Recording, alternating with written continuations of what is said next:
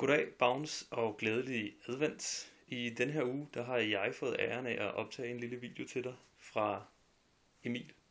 Så nu vil vi se, hvad der er i køleskabet hos mig.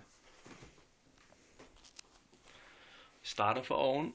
Der har vi øl og juleøl og øl og nogle flere øl. Nogle Carlsberg, der vist er for gamle.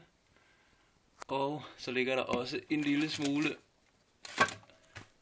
sandwichost.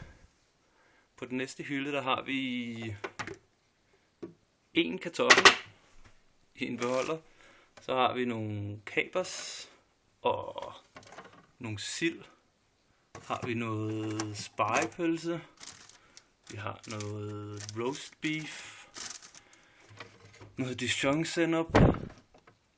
En lille smule mayonnaise og noget specielt senap fra Mikkeler.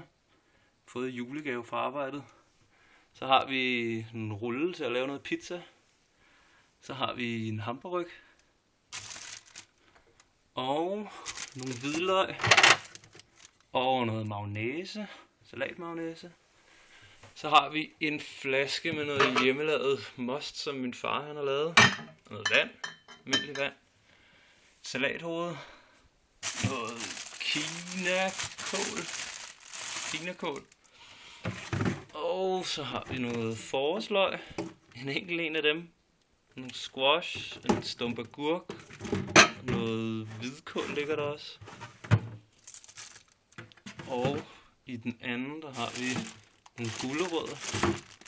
Den ser ulækker ud, den der ligger der. Og så har vi nogle...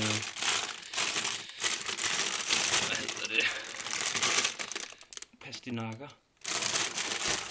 Og et enkelt løg.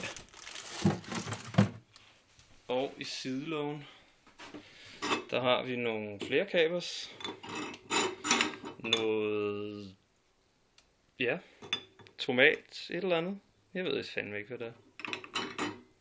Nogle oliven. Og noget pesto. Og noget mere pesto. Nej, jo, karrypasta, ja. Så er der smør. Noget remoulade, noget mayonnaise, noget citronsaft, noget ketchup, mælk, og noget rød saftevand, og noget æblehyldeblomstsaftevand. Det er alt, hvad der er i mit køleskab. Farvel.